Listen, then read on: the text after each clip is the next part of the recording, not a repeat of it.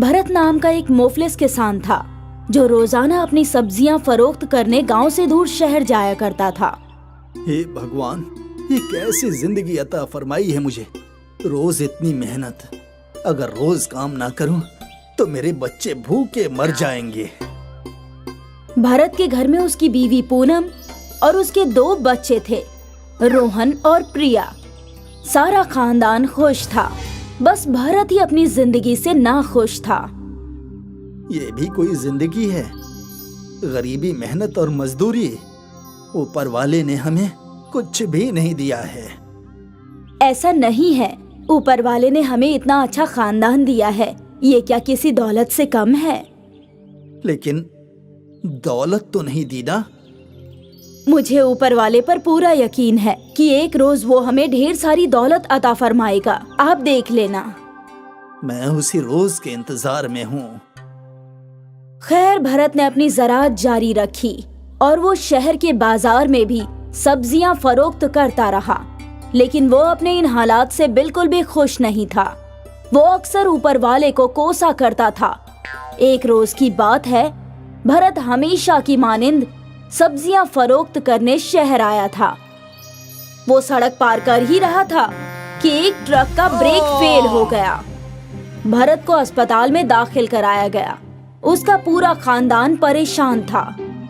बच्चों, अब्बा दुरुस्त हो जाएंगे, तुम दोनों को ऐसे रोना नहीं चाहिए। अब्बा कब तक दुरुस्त होंगे?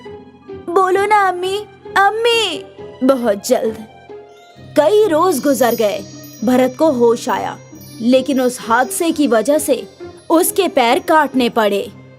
वो अब कभी भी अपने पैरों पर चल नहीं सकता था। बहन जी, मैं आपको झूठी तसल्ली नहीं देना चाहता। आपके शौहर के दोनों पैर काटने पड़े हैं। अब आपको जिंदगी भर इनका ख्याल रखना होगा। खैर, भरत को घर लाया गया। भरत व्हीलचेयर पर ही बैठता था। अब वो ज़राअत नहीं कर सकता था। कुछ रोज तक तो जो पैसे थे उससे उन लोगों का गुजर बसर हो गया, लेकिन अब पूनम परेशान थी। अब तो कुछ भी करके राशन खरीदना ही होगा। पूनम ने अपने सारे जेवर निकाले और उन्हें फरोख्त करने जा ही रही थी कि उसके दोनों बच्चे उसके पास आए। अम्मा, क्या तुम ये जेवर फरोख्त करने जा रही हो? हाँ बेटा, और कोई रास्ता नहीं है बेटा। नहीं अम्मी, ये सब अब्बा ने आपके लिए बनवाए थे, इन्हें फरोख्त मत कीजिए। अगर हम सब मिलकर पैसे कमाएंगे तो। लेकिन कैसे? आप बहुत अच्छा ढोकला बनाती है अम्मी, अगर हम लोग ढोकले का ठेला डालें तो। हाँ, ये तो हम कर सकते हैं। ठीक है, अब हमें ढोकला बनाकर फरोख्त करने की तैयारी करनी चाहिए। पूनम और बच्चों ने बाजार में एक ठेला लगा दिया। अम्मी, हमने तो ठेला लगा दिया है। चलिए आगाज करते हैं। ठीक है। अम्मा, मुझे क्या करना है? मैं ढोकला बनाकर देती जाऊंगी, तुम खरीदारों को देना, और प्रिया, तुम प्लेट्स को इकट्ठा करके धोना। ठीक है अम्मी। उन लोगों ने ढोकला बनाना शुरू कर दिया और ढोकले की खुशबू फैलने लगी। अरे वाह, बड़ी अच्छी खुशबू आ रही है। ढोकला तैयार है क्या? हाँ हाँ काका। ठीक है बेटा, मुझे 1 प्लेट दे दो। रोहन ने उस शख्स को ढोकला दिया और ढोकला खाकर वो खुश हो गया। ढोकला तो बेहद अच्छा है। 3 प्लेट पार्सल भी पैक कर दो। ये लो पैसे। रोहन ने 3 प्लेट ढोकला पैक कर दिया और उस शख्स को दे दिया। अम्मा, देखो हमारी पहली कमाई। अच्छा है, लेकिन अब हमें और पैसे कमाने होंगे। तुम्हारे अब्बा की दवाइयाँ भी खरीदनी है। हाँ। उनके ठेले पर कई और खरीदार आए ढोकला खाने। पहले रोज ही उनकी बहुत अच्छी कमाई हो गई। पूनम और बच्चे खुशी खुशी घर लौटे। आज तो अच्छी खासी कमाई हुई है। अब्बा, ये देखिए। अच्छा है बेटा। अब उम्मीद है कि हम सब मिलकर सब कुछ ठीक कर लेंगे। अब मैं तुम सब पे बोझ बन गया हूँ। नहीं, ऐसा कुछ नहीं है। आप ऐसे ख्यालात दिल में हरगिज न लाइए। पूनम भरत को समझा रही थी, लेकिन भरत के दिमाग में उल्टे पुल्टे ख्यालात आ रहे थे। वो खुद को लाचार समझ रहा था। पूनम और बच्चे बाजार में ढोकला फरोख्त करते रहे और इससे उनकी आमदनी में इजाफा हुआ। एक हफ्ते में जितने पैसे उन सब ने कमाए थे वो उनके पूरे माह की आमदनी से भी ज्यादा थी। अम्मा देखो कितने सारे पैसे। हाँ, देवी माँ के करम से हम पर पैसों की बारिश हो रही है। काश देवी माँ तुम्हारे अब्बा को पहले जैसा बना दे। हाँ अम्मा। आप फिक्र मत कीजिए अम्मा, देवी माँ हमारी मदद जरूर करेंगी। हाँ, कुछ रोज गुजर गए। पूनम और बच्चे बाजार में ढोकला फरोख्त कर रहे थे और यहाँ घर पर भरत मायूस था। हे भगवान, ये क्या कर दिया। कभी सोचा नहीं था कि मेरा ये हश्र होगा। हे भगवान, इससे बेहतर तो मुझे मार ही देते। कम से कम अपने खानदान पर बोझ तो नहीं बनता। भरत की ये पुकार देवी माँ ने सुन ली और वो उनके रूबरू आ गई। अब क्यों मायूस हो भरत? तुम्हें तो पैसे चाहिए थे ना। देखो तुम्हारा खानदान कितने पैसे कमा रहा है। क्या करूं इन पैसों का? मैं तो इन सब पर बोझ बन चुका हूँ। ना मैं चल सकता हूँ और ना ही इनकी मदद कर सकता हूँ। देवी माँ, इससे बेहतर मुझे मार दीजिए। मुझे ऐसे नहीं जीना। तुम जिंदगी की कीमत जान चुके हो भरत। तुम्हें इल्म हो गया है कि पैसों से ज्यादा जिंदगी की खुशी ज्यादा अहमियत रखती है। मैं यही बात तुम्हें समझाना चाहती थी। अब जब तुम ये समझ चुके हो तो मैं तुम्हें तुम्हारी पुरानी जिंदगी वापस देती हूँ। ख्याल रहे, जिंदगी में जो भी परेशानी आए कभी भी जिंदगी को फालतू मत कहना। जी देवी माँ, मैं समझ गया। और देवी माँ के करिश्मा से वक्त पीछे सिमट मुड़ गया। भरत शहर के बाजार में खड़ा था। उसी सड़क के हादसे वाली जगह पर उसने अपने पैर देखे। वो सही सलामत थे। शुक्रिया देवी माँ, मैं बेहद खुश हूँ। भरत खुशी खुशी अपने घर गया। उसने अपने बच्चों को गले से लगाया।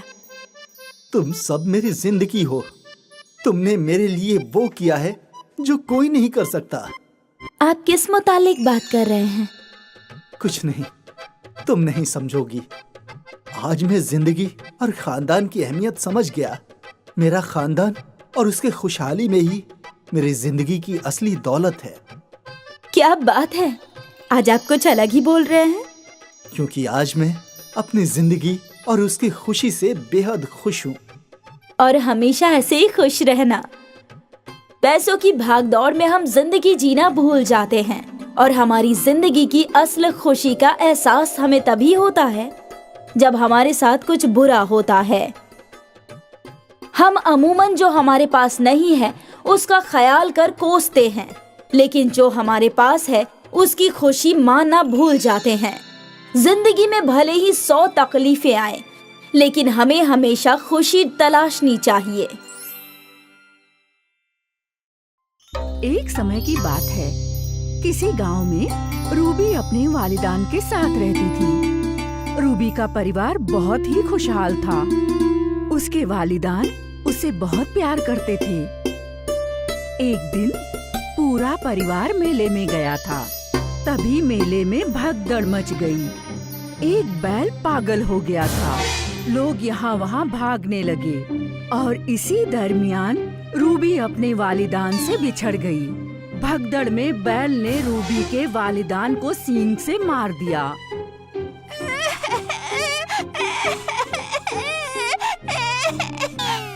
रूबी बेसहारा हो गई। रूबी के चाची चाचू उसे अपने साथ अपने घर ले गए। रूबी बेटा, हम दोनों तुम्हारे वालिदैन की कमी तो पूरी नहीं कर सकते बेटा, मगर हमसे जो बन पाएगा वो हम जरूर करेंगे बेटा। अब तक हमारी एक ही बेटी थी एनी। आज से तुम भी हमारी बेटी की तरह हो।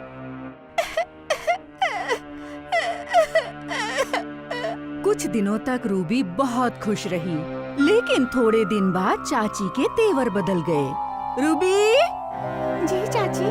नजर नहीं आता कि पूरा घर कितना गंदा है? अब क्या सारा काम मैं ही करूं? नहीं चाची, मैं आपकी मदद कर देती हूँ। रूबी ने अपनी चाची की मदद की। बस फिर क्या था, उसकी चाची रोज उसे ही पूरा काम सौंप दिया करती थी। रूबी, सारे बर्तन धो लो और फिर एनी के लिए खाना भी बना देना। अक्सर रूबी घर के पीछे एक पेड़ के नीचे बैठकर रोया करती थी। हे ऊपर वाले, आप इतने बेरहम क्यों हैं? एक तो आपने मेरे वालिदैन की जान ले ली, ऊपर से हमारे चाची चाचू हमारे साथ नौकरों वाला सलूक करते हैं। हमारे साथ कोई बात करने वाला भी नहीं है। इससे तो अच्छा है ऊपर वाले आप हमें मार ही देते। नहीं बेटी, ऐसे नहीं बोलते। आवाज सुनकर रूबी हैरान हो जाती है। उसे समझ नहीं आ रहा था कि आवाज कहाँ से आ रही है। मैं बोल रहा हूँ, खजूर का दरख्त। दरख्त? नन्ही रूबी दरख्त को बोलता हुआ देखकर डर गई और वहाँ से भागने की कोशिश करने लगी। डरो मत रूबी, मैं तुम्हें कोई नुकसान नहीं पहुँचाऊंगा। मैं करिश्माई खजूर का दरख्त हूँ। रूबी, यहाँ आओ। रूबी दरख्त के नजदीक गई। क्या तुम मेरी दोस्त बनोगी? हाँ। तुम्हें जब भी किसी से बात करनी हो तो यहाँ चली आना। मैं तुम्हारी सारी बातें सुनूंगा रूबी।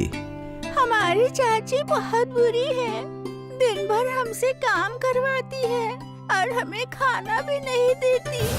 हमको बहुत भूख लगी है। बस इतनी सी बात? जादुई खजूर के दरख्त ने करिश्मा किया और रूबी के सामने एक बड़ी सी थाल आ गई जिसमें बहुत सारा खाना था। अरे बाप रे, इतना सारा खाना! खाओ दोस्त, खाओ। उस दिन से जब भी रूबी मायूस होती या उसे भूख लगती, वो करिश्माई खजूर के दरख्त के पास चली जाती। अब रूबी जल्दी जल्दी घर का सारा काम खत्म करती थी और जादुई दरख्त से बातें करती। 10 साल गुजर गए।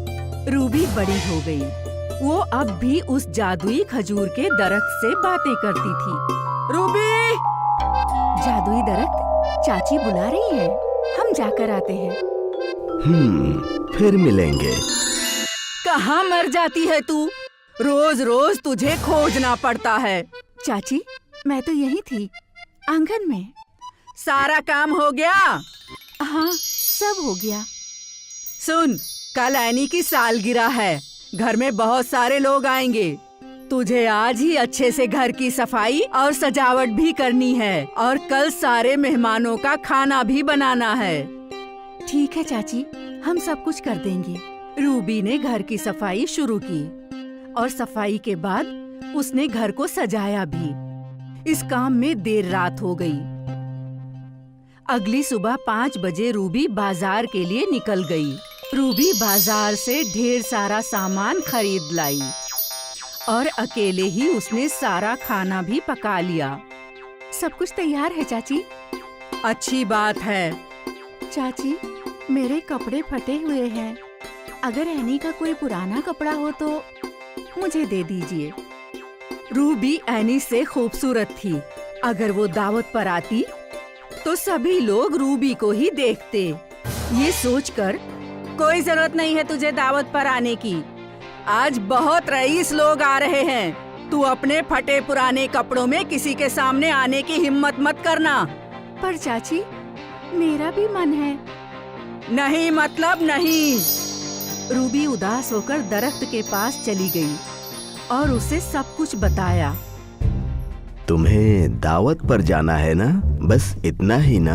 हाँ, पर मेरे पास अच्छे कपड़े नहीं हैं। अच्छा, अपनी आंखें बंद करो। रूबी ने अपनी आंखें बंद की और जादुई खजूर के दरख्त ने रूबी पर करिश्मा किया। रूबी का फटा पुराना कपड़ा अब बहुत ही सुंदर लिबास बन चुका था। वाह! ये तो बहुत खूबसूरत है। अब तुम अंदर जाओ और मजे करो। रूबी घर के अंदर गई। वहाँ मेहमान आपस में गुफ्तगू कर रहे थे। रूबी को देखकर सभी उसकी ओर देखने लगे। कितनी खूबसूरत है ये। कौन है ये? दावत में एक राजकुमार आया था। राजकुमार ने रूबी को देखा और उसका दीवाना हो गया। और सबके सामने राजकुमार रूबी के सामने घुटनों पर बैठ गया। तुम बहुत खूबसूरत हो, क्या तुम मुझसे शादी करोगी? हाँ, ये सब देखकर रूबी की चाची और उसकी चचेरी बहन जल भुन गईं। राजकुमार ने रूबी को अपने साथ महल में चलने के लिए कहा। मैं आपके साथ आऊंगी, लेकिन पहले आप मेरे साथ चलिए। रूबी राजकुमार को करिश्माई खजूर के दरख्त के पास ले गई।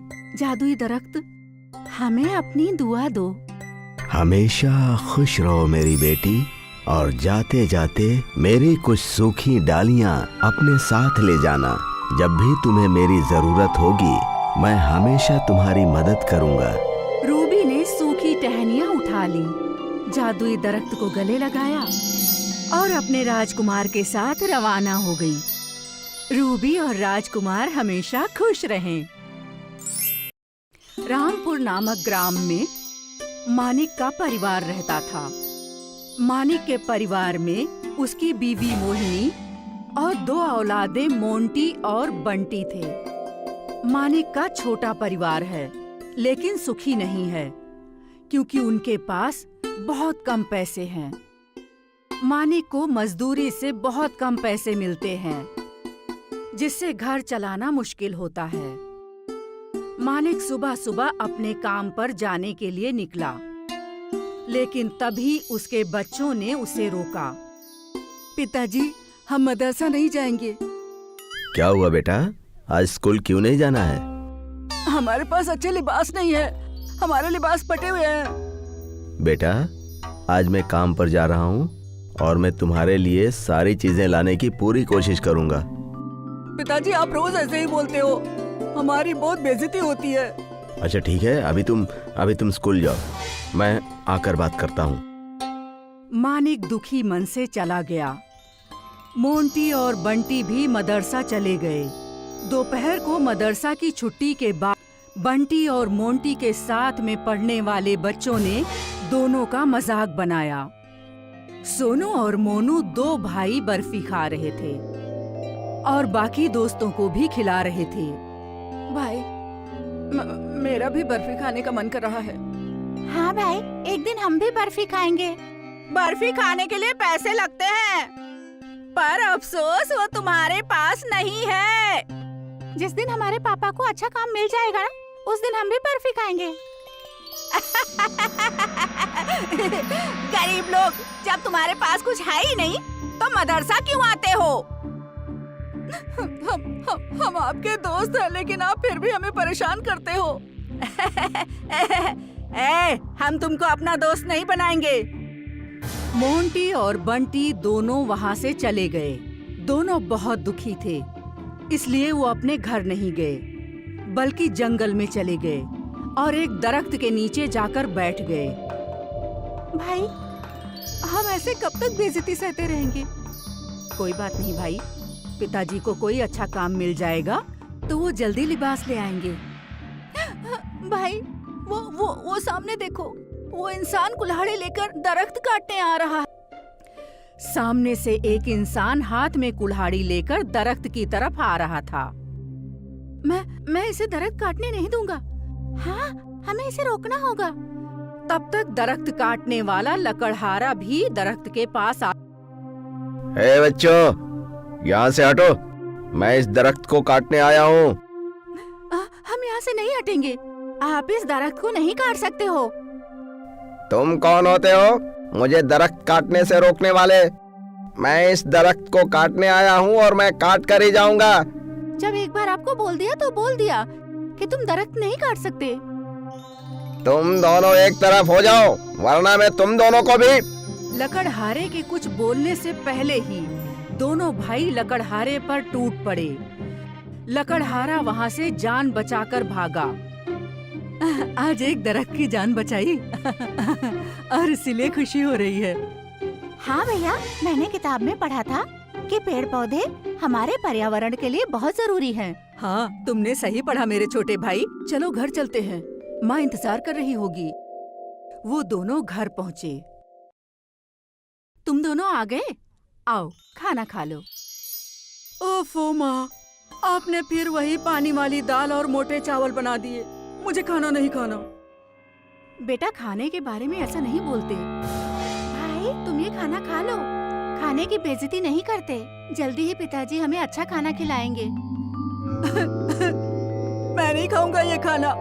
वो पैर पटकता हुआ चला गया। आज आपको बहुत देर हो गई लौटने में। आज दिन भर काम की तलाश की। कहीं कुछ काम मिला? नहीं, आज भी मुझे कोई काम नहीं मिला। कोई बात नहीं, मिल जाएगा। हाथ पैर धो लीजिए, मैं खाना लगा देती हूँ। बच्चों ने खाना खाया? हाँ, मोंटी ने खाना खा लिया था। और बंटी? नहीं, बंटी को ये खाना अच्छा नहीं लगता। उसने नाराजगी में नहीं खाया। क्या करूं, मैं बच्चों के लिए अच्छे खाने का भी इंतजाम नहीं कर पाता हूँ। मैं आपसे एक बात बोलूं? हाँ बोलो। गांव में हमारे पास जो खेत है, क्यों ना हम वहीं पर वापस चलें? कम से कम कुछ तो खाने और पैसे का इंतजाम हो जाएगा। बात तो ठीक है तुम्हारी, मगर मेरे पास तो उसके लिए भी पैसे नहीं है। साहूकार चाचा से कुछ पैसे ले लीजिएगा और जब फसल अच्छी हो जाएगी तो वापस कर दीजिएगा। चलो तो फिर वापस चलते हैं गांव में। कुछ दिन बाद वो लोग गांव चले गए। नमस्कार साहूकार चाचा। आओ मानिक, कैसे हो? गांव कैसे आना हुआ? दरअसल शहर में अच्छा नहीं लग रहा था तो मैंने सोचा यहाँ खेती करूं। अरे मगर तेरी जमीन तो बंजर है। नहीं चाचा, कुछ तो करना ही पड़ेगा। मुझे कुछ पैसे चाहिए थे। अरे पैसे तो मैं दे दूंगा, पर याद रखना पैसे वक्त पर लौटा देना। वक्त बढ़ता जाएगा तो सूद भी बढ़ता जाएगा। अरे आप उसकी फिक्र मत कीजिए, मैं आपको वक्त पर पैसे लौटा दूंगा। मानिक दिन रात मेहनत करता है और कुछ ही दिनों में अपनी मेहनत से जमीन को उपजाऊ बना देता है और उसकी फसल भी अच्छी हो जाती है। पर ऊपर वाले को शायद कुछ और ही मंजूर था। एक रात भयंकर तूफान आया और सारी फसल खराब हो गई। हे ऊपर वाले, ये तूने क्या किया? अब हम क्या करेंगे और क्या खाएंगे? परेशान मत हो मोहिनी, भगवान कोई न कोई रास्ता जरूर निकालेंगे। मानिक को कुछ समझ नहीं आ रहा था कि वो क्या करे। वो साहूकार के पास गया। हाँ भाई मानिक, क्या हुआ? तुम्हारा वक्त पूरा हो गया, लाओ लौटा दो मेरे पैसे। चाचा, मेरी फसल बर्बाद हो गई। अरे जब जेब में पैसे नहीं थे तो क्यों चले थे खेती करने? साहूकार ने मानिक को बहुत बेइज्जत किया और मानिक चुपचाप खेत की तरफ चल दिया। हे भगवान, ये कहर तुमने क्यों मुझ पर बरपाया? तभी उसकी नजर खेत में खड़े एक दरख्त पर पड़ी। वो उस दरख्त के पास गया और वो भौचक्का रह गया। मानिक घर लौटा। मोहिनी, इधर आओ। जी बताइए, क्या हुआ? हमारा खेत जो बर्बाद हो गया था, वहाँ पर एक दरख्त है जिसमें बर्फियाँ लटक रही हैं और वो कोई मामूली बर्फी नहीं है, वो सोने की बर्फी है। क्या कह रहे हैं आप पिताजी? वो दरख्त खड़ा है? हाँ, मगर तुम क्यों पूछ रहे हो? पिताजी, एक दिन मैं और बंटी खेत के पास, तभी बंटी को एक चमकदार पत्थर दिखा था और हमने वो खेल खेल में खेत में गाड़ दिया था। सभी आश्चर्यचकित रह गए और रात में सो गए। उसी रात मानिक को एक ख्वाब आया। ख्वाब में एक देवता आए। मानिक, आज जो तुम्हें दरख्त मिला है वो तुम्हारे बच्चों के अच्छे कर्मों का फल है। वो लोग हमेशा पेड़ पौधों की हिफाजत करते थे। इस दरख्त से हमेशा बर्फी निकलेगी क्योंकि वो तुम्हारे छोटे बेटे को बहुत पसंद है। मानिक की आँख खुल गई और सारी बात उसने मोहिनी को बताई। दोनों बहुत खुश हुए। सुनिए, क्यों ना आप एक जेवर की दुकान डाल दीजिए। हाँ तुम ठीक कह रही हो। मैं शहर में सोने के गहने बनाकर बेचूंगा और पैसे आते ही साहूकार चाचा का कर्जा उतार दूंगा। अब उनके सारे दुख खत्म हो गए थे और वो लोग खुशी खुशी रहने लगे। बंटी भी अब बहुत खुश रहता था क्योंकि उसे रोज अच्छा खाना मिलता था और वो रोज अपनी पसंदीदा बर्फी खाता था।